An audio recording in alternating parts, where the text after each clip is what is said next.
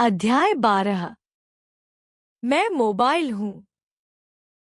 पाठ परिचय। प्रस्तुत पाठ में मोबाइल फोन के बारे में बताया गया है।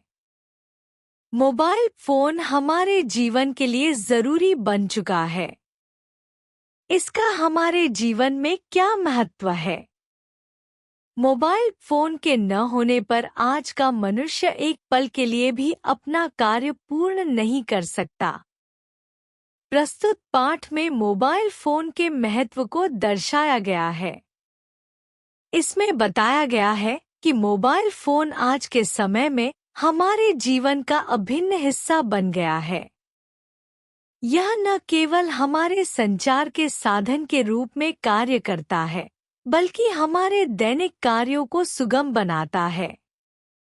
आज के युग में मोबाइल फोन के बिना जीवन अधूरा लगता है और मनुष्य इसके बिना अपना कार्य सुचारू रूप से नहीं कर सकता। कठिन शब्दार्थ प्रस्तुत जो दिया गया है या पेश किया गया है। महत्व, महत्व, उपयोगिता या आवश्यकता। आवश्यक, जरूरी, अपरिहार्य। अभिन्न, जुड़ा हुआ, अलग न किया जा सकने वाला। संचार, एक दूसरे से बातचीत या सूचना का आदान प्रदान। सुचारू, जो आसानी और व्यवस्थित तरीके से चलता हो। आओ, आओ, मेरे पास आओ। घबराओ मत, मैं मोबाइल फोन हूँ।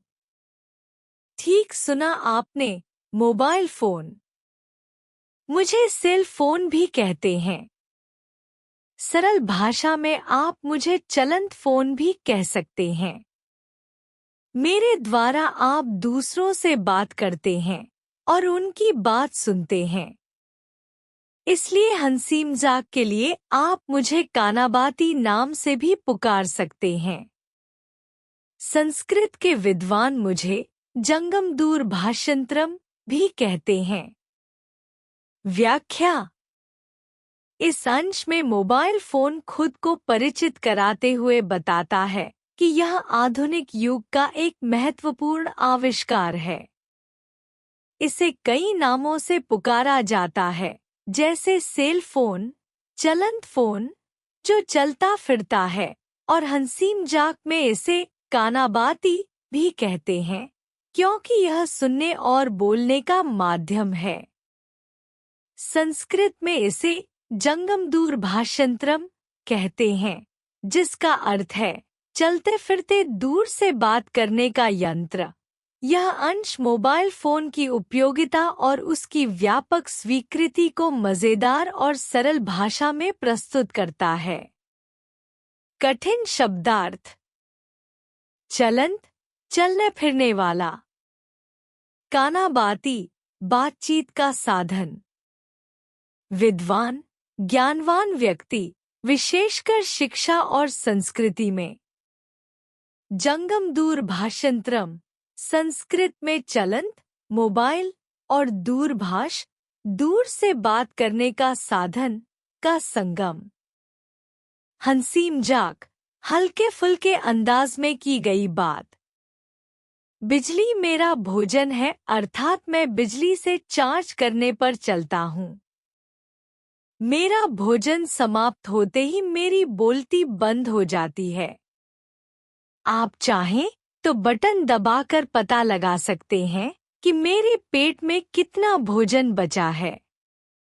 बस बटन दबाइए और मेरी लपलपाती 3-4 रेखाओं वाली जीभ मेरे पेट की स्थिति को बता देगी। व्याख्या। इस अंश में मोबाइल फोन ने अपने चार्जिंग के तरीके को मजेदार अंदाज में समझाया है। वह खुद को व्यक्ति की तरह पेश करते हुए कहता है कि बिजली उसका भोजन है। चार्जिंग खत्म होते ही वह काम करना बंद कर देता है। मोबाइल की बैटरी की स्थिति को पेट में कितना भोजन बचा है कहकर और बैटरी संकेतक को लपलपाती जीभ कहकर इसे रोचक रूप से प्रस्तुत किया गया है। यह बताता है कि मोबाइल फोन की चार्जिंग उसकी कार्यक्षमता के लिए कितनी आवश्यक है।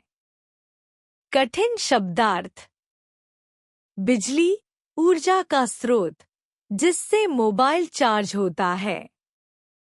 भोजन, यहाँ बिजली को भोजन के रूप में रूपक के तौर पर प्रयोग किया गया है। लपलपाती, यहाँ बैटरी संकेतक की चमकती हुई रेखाओं के लिए प्रयोग हुआ है। रेखाएं, बैटरी की स्थिति दिखाने वाली संकेतक। जीभ, बैटरी के संकेत को मानवीकरण करके कहा गया है। मैं तरह तरह की आवाजें निकाल सकता हूँ। चू चू, पीपी, टन की आवाजें ही नहीं, मुर्गे तथा कुत्ते की आवाज भी निकाल सकता हूँ। आप चाहें तो कोई अच्छा सा गाना, भजन या श्लोक भी सुन सकते हैं। बस मेरे स्वामी की कंपनी में कुछ रुपए खर्च करके इस सेवा का लाभ उठा सकते हैं। हाँ, मनपसंदगी के लिए कुछ पैसे तो खर्च करने ही पड़ेंगे। इसके अलावा भी प्रत्येक माह कुछ रुपए खर्च करके आप मेरे माध्यम से अनेक महत्वपूर्ण जानकारियां पा सकते हैं, जिसमें खेल संबंधी जानकारी, मौसम का हाल, राशिफल आदि प्रमुख हैं। व्याख्या। इस अंश में मोबाइल फोन ने अपनी बहुमुखी विशेषताओं का वर्णन किया है। यह बताता है कि वह केवल बात करने का माध्यम नहीं है, बल्कि मनोरंजन और सूचनाओं का स्रोत भी है। मोबाइल तरह तरह की आवाजें निकाल सकता है, जैसे चू चू, पीपी और टन। इसके अतिरिक्त मोबाइल पर गाने, भजन, श्लोक और अन्य ध्वनियां सुनी जा सकती हैं, जिसके लिए सेवाएं प्रदान करने वाली कंपनियों को भुगतान करना पड़ता है। मोबाइल फोन खेल, मौसम की जानकारी और राशिफल जैसी महत्वपूर्ण जानकारियां भी उपलब्ध कराता है।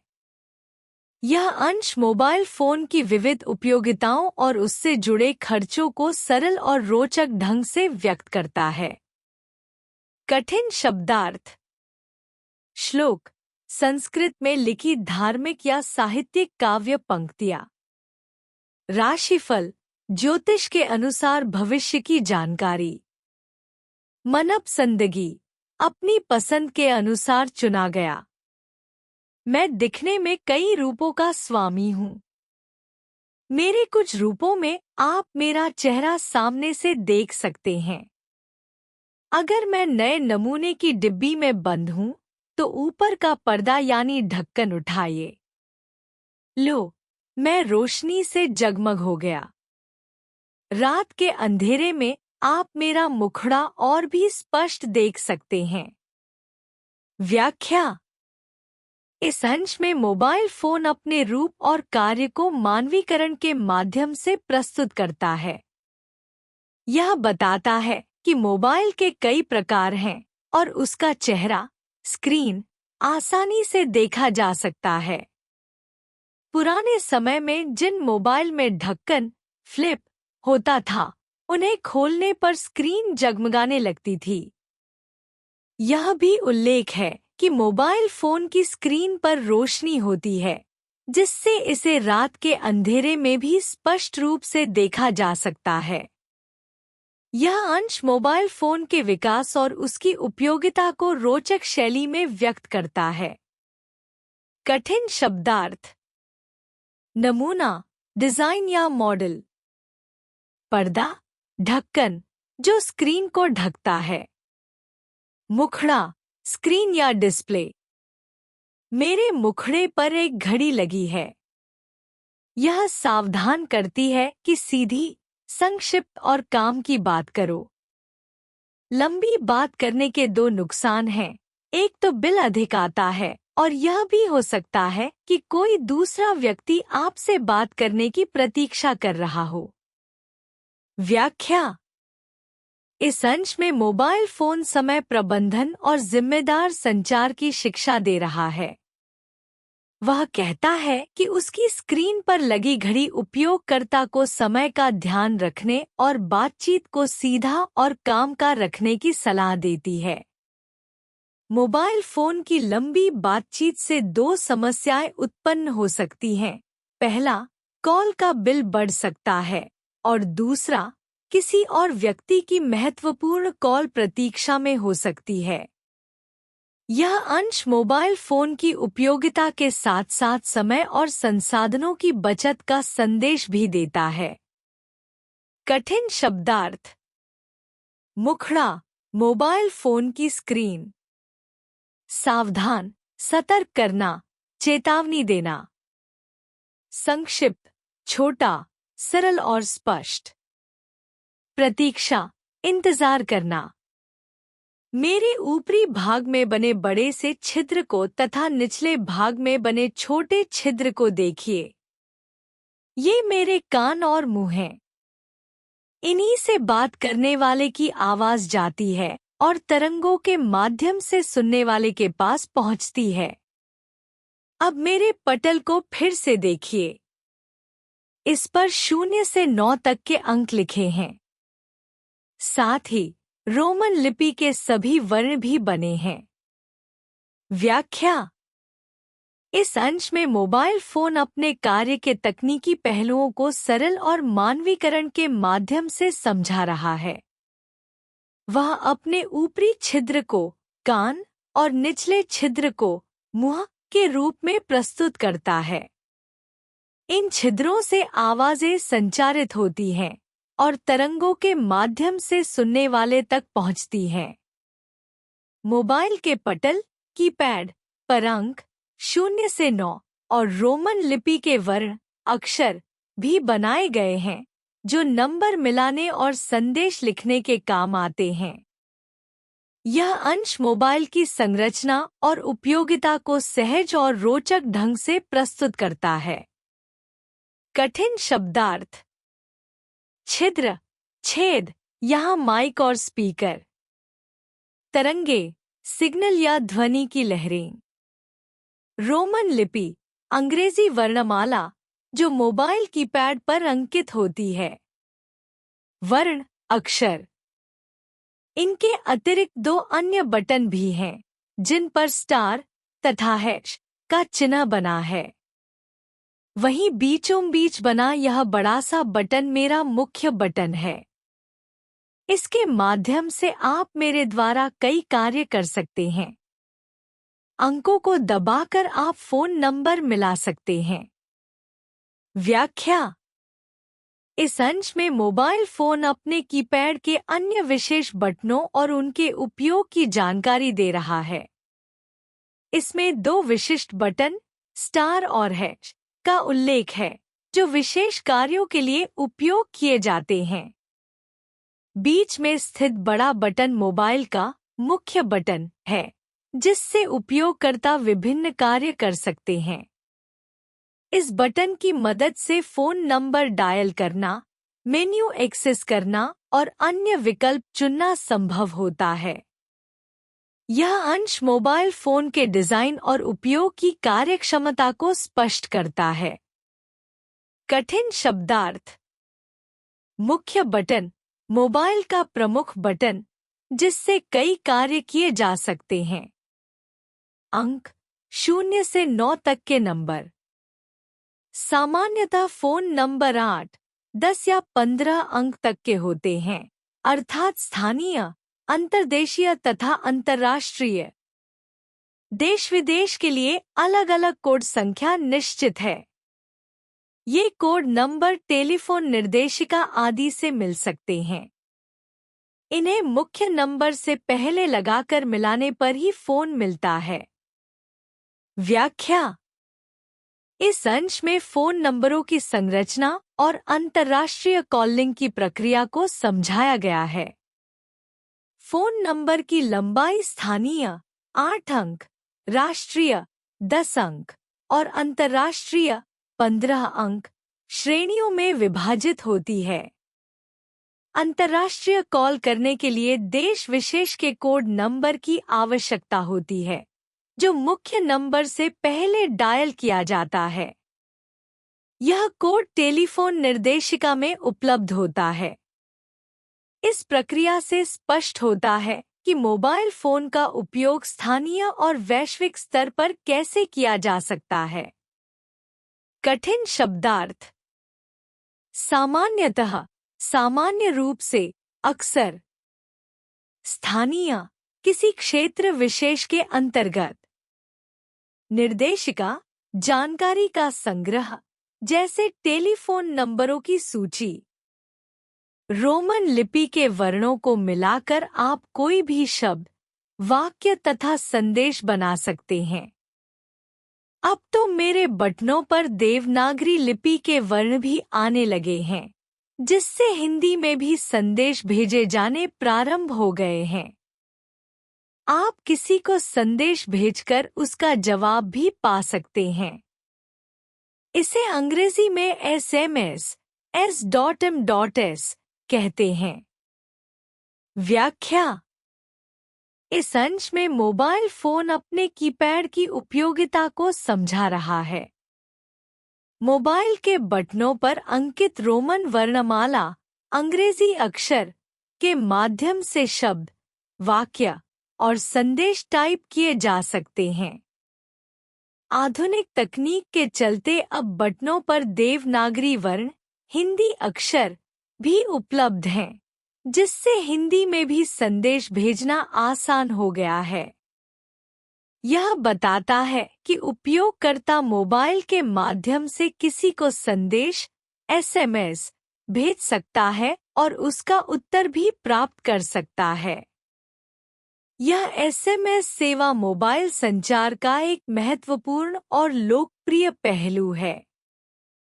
कठिन शब्दार्थ। रोमन लिपि, अंग्रेजी भाषा की वर्णमाला। देवनागरी लिपि, हिंदी भाषा की लिखावट प्रणाली। संदेश, सूचना जो लिखकर भेजी जाती है। प्रारंभ, शुरुआत करना। अब जन्मदिन, त्योहार, नववर्ष आदि पर शुभकामना या बधाई देने के लिए कार्ड आदि पर अधिक पैसे खर्चने की आवश्यकता नहीं है। बस मेरे पटल लगे बटनों को दबाइए, संदेश बनाइए, भेजिए और हो गया। कई टीवी कार्यक्रमों में प्रश्न पूछे जाते हैं और उनका उत्तर SMS द्वारा भेजने को कहा जाता है। इस प्रकार मेरे द्वारा भेजे जाने वाले इस संदेश का महत्व और अधिक होता दिखाई दे रहा है। व्याख्या। इस अंश में मोबाइल फोन अपनी SMS S.M.S सेवा के उपयोग और महत्व को स्पष्ट कर रहा है। यह बताता है कि पहले जन्मदिन, त्योहार या किसी अन्य अवसर पर शुभकामना देने के लिए कार्ड खरीदने और भेजने में समय और धन खर्च होता था। अब मोबाइल के माध्यम से यह प्रक्रिया सरल हो गई है। मोबाइल फोन पर बटन दबाकर संदेश बनाना और उसे तुरंत भेजना न केवल सुविधाजनक है, बल्कि समय की बचत भी करता है। साथ ही विभिन्न टेलीविजन कार्यक्रमों में पूछे गए सवालों का उत्तर भी SMS के माध्यम से भेजा जा सकता है। यह मोबाइल संदेश सेवा की बढ़ती उपयोगिता और व्यापकता को दर्शाता है। कठिन शब्दार्थ। शुभकामना, अच्छे और मंगलमय भविष्य की कामना। बधाई, किसी खुशी के मौके पर दी जाने वाली शुभकामना। पटल, मोबाइल फोन की स्क्रीन या कीपैड। अब तो मेरे पटल पर फोन करने वाले की फोटो भी आने लगी है। मेरे पेट में कैमरा छिपा है। आप सामने वाले से हंसी मजाक कर सकते हैं। वह क्या कर रहा है यह देख सकते हैं। उसे भी अपने द्वारा की जाने वाली गतिविधियां दिखा सकते हैं। इस सुविधा को 3G के नाम से जाना जाता है। इसका प्रयोग करने के लिए मेरे एक विशेष रूप का प्रयोग करना पड़ता है, जिसमें दोनों ओर कैमरा लगा होता है, एक कैमरा अगले भाग में और दूसरा पिछले हिस्से में। व्याख्या। इस अंश में मोबाइल फोन के कैमरा फीचर और वीडियो कॉलिंग की विशेषता का वर्णन किया गया है। यह बताता है कि अब फोन कॉल करते समय सामने वाले व्यक्ति की फोटो भी स्क्रीन पर देखी जा सकती है। मोबाइल फोन में लगे कैमरे से न केवल तस्वीरें खींची जा सकती हैं, बल्कि वीडियो कॉल के माध्यम से दोनों ओर की गतिविधियां भी देखी जा सकती हैं। इस सुविधा को 3G के नाम से जाना जाता है। 3G तकनीक का उपयोग करने के लिए विशेष प्रकार के फोन आवश्यक होते हैं, जिनमें अगले और पिछले दोनों ओर कैमरे लगे होते हैं। यह तकनीक मोबाइल संचार में एक बड़ी क्रांति का प्रतीक है। कठिन शब्दार्थ। गतिविधियां, कार्य और क्रियाएं। अगले भाग। मोबाइल का सामने का हिस्सा। पिछला हिस्सा। मोबाइल का पीछे का भाग। असल में मैं रेडियो, टीवी और टेलीफोन की त्रिवेणी हूँ। मुझ पर आप विभिन्न फिल्में तथा फिल्मों के छोटे छोटे दृश्य देख सकते हैं। अपनी पसंद के गाने सुन सकते हैं। वहीं किसी भी चित्र को कैमरे द्वारा खींचकर अपने पास सहजकर रख सकते हैं। व्याख्या। इस अंश में मोबाइल फोन ने अपनी विशेषताओं को रेडियो, टीवी और टेलीफोन की त्रिवेणी के रूप में प्रस्तुत किया है। यह बताता है कि मोबाइल फोन पर न केवल फिल्में और उनके छोटे छोटे दृश्य देखे जा सकते हैं, बल्कि अपनी पसंद के गाने भी सुने जा सकते हैं। इसके अतिरिक्त मोबाइल फोन में कैमरे की सुविधा दी गई है, जिससे तस्वीरें खींची जा सकती हैं और उन्हें फोन में सहजकर रखा जा सकता है। यह अंश मोबाइल फोन की मनोरंजन और उपयोगिता के क्षेत्र में उसकी व्यापक भूमिका को दर्शाता है। कठिन शब्दार्थ। त्रिवेणी, 3 चीजों का संगम, यहाँ रेडियो, टीवी और टेलीफोन। सहजकर, सुरक्षित रखकर। चित्र, फोटो, जो कैमरे से ली जाती है। मैं नेट से भी जुड़ जाता हूँ। तब मेरे माध्यम से आप विभिन्न जानकारियाँ प्राप्त कर सकते हैं। व्याख्या। इस अंश में मोबाइल फोन ने अपनी इंटरनेट से जुड़ने की विशेषता का उल्लेख किया है। इंटरनेट से जुड़ने के बाद मोबाइल फोन का उपयोग केवल कॉल और संदेश भेजने तक सीमित नहीं रहता, बल्कि यह ज्ञान और सूचना का एक महत्वपूर्ण स्रोत बन जाता है। इसके माध्यम से उपयोगकर्ता विभिन्न प्रकार की जानकारियाँ, जैसे समाचार, शिक्षा, मनोरंजन और व्यापार संबंधी जानकारी प्राप्त कर सकते हैं। यह सुविधा मोबाइल फोन को आधुनिक युग का सबसे उपयोगी उपकरण बनाती है, जो हर क्षेत्र में मददगार है। कठिन शब्दार्थ। विभिन्न जानकारियाँ, अलग अलग प्रकार की सूचनाएं। प्राप्त, पाना या हासिल करना। इस प्रकार मैं ज्ञान का भंडार हूँ। मेरे द्वारा आवाज को सुनने सुनाने के लिए जगह जगह स्टेशन बने हैं। छतों पर आपने ऊंचे ऊंचे लोहे के खंभे लगे देखे होंगे। इन्हें मेरी चोटियां समझो। मैं आकाश में घूम रहे सैटेलाइट से जुड़ा हूँ।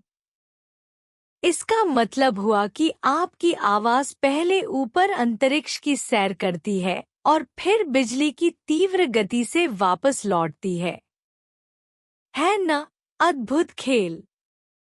इसे समझना इतना आसान नहीं है। व्याख्या। इस अंश में मोबाइल फोन ने खुद को ज्ञान का भंडार कहाँ है? क्योंकि यह सूचनाओं और संवाद का एक शक्तिशाली माध्यम है। यह बताता है कि मोबाइल फोन के माध्यम से संचार कैसे होता है। मोबाइल टावर, लोहे के खंभे और सैटेलाइट के माध्यम से आवाजें अंतरिक्ष की सैर करती हैं और फिर बिजली की तेज गति से वापस लौटती हैं। कठिन शब्दार्थ। चोटियां। यहाँ टावर की ऊंचाई को प्रतीकात्मक रूप से चोटियां कहा गया है। सैटेलाइट, उपग्रह, जो संचार को अंतरिक्ष से संचालित करता है। बिजली की तीव्र गति, अत्यंत तेज गति, जो आवाज के संचार को संभव बनाती है। अद्भुत खेल, एक चमत्कारिक प्रक्रिया।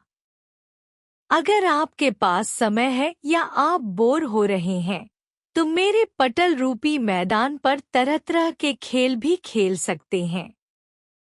गणित की जोड़ घटाव में कठिनाई हो, तो मेरे अंदर विराजमान कैलकुलेटर अर्थात गणकयंत्र की शरण में जाइए।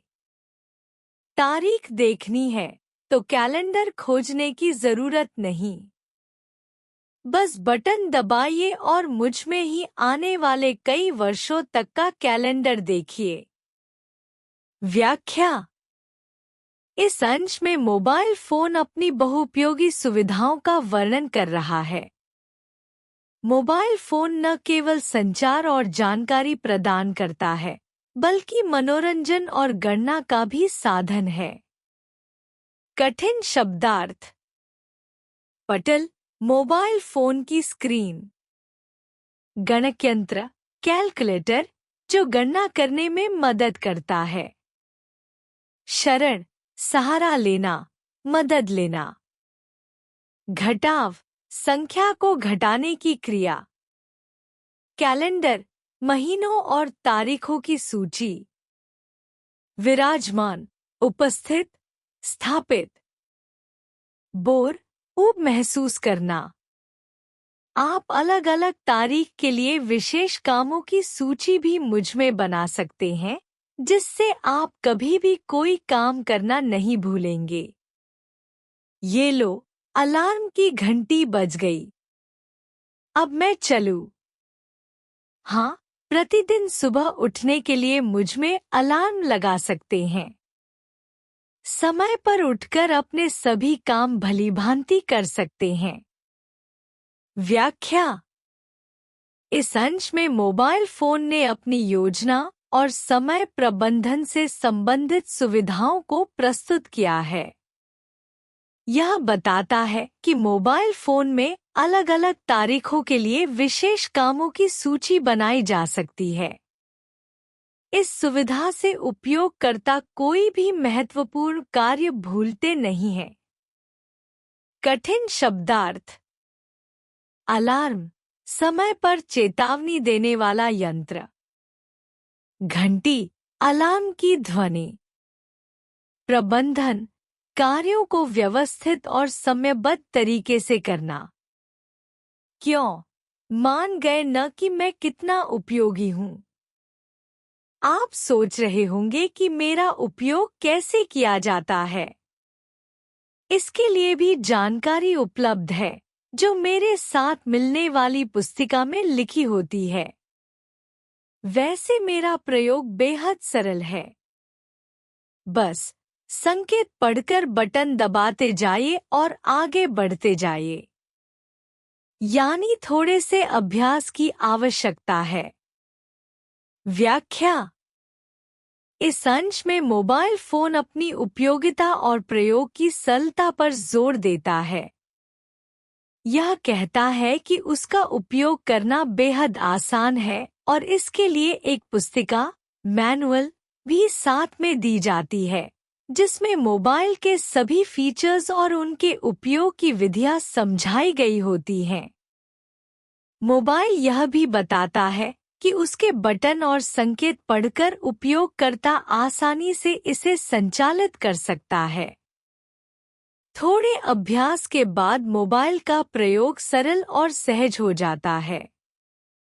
यह अंश मोबाइल फोन को एक बहुउपयोगी और सुविधाजनक उपकरण के रूप में दर्शाता है। कठिन शब्दार्थ। पुस्तिका, मैनुअल, एक छोटी पुस्तक जो जानकारी प्रदान करती है। संकेत, निर्देश, जो किसी कार्य को समझने और करने में मदद करते हैं।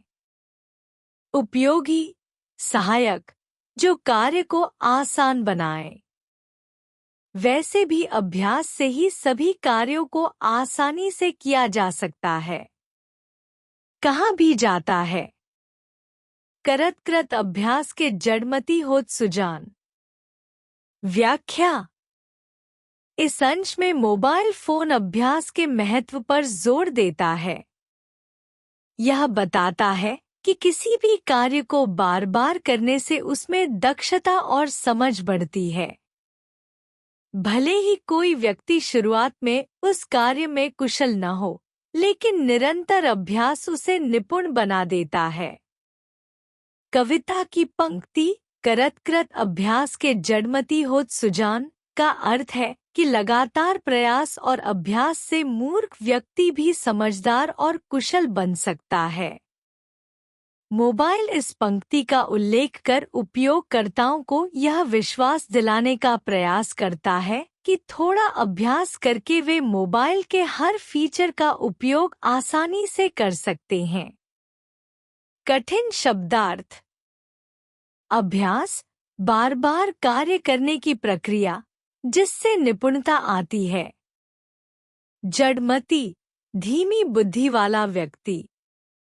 सुजान, समझदार, कुशल। आसानी से, सरलता और सहजता से। कहाँ भी जाता है, प्रसिद्ध कहावत या सूत्र। संदेश।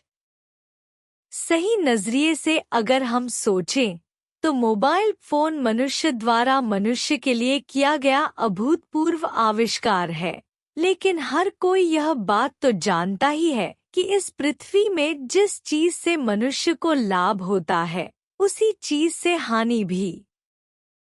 मोबाइल जीवन के लिए एक महत्वपूर्ण साधन है। कठिन शब्दार्थ। संदेश, पाठ से मिलने वाली शिक्षा।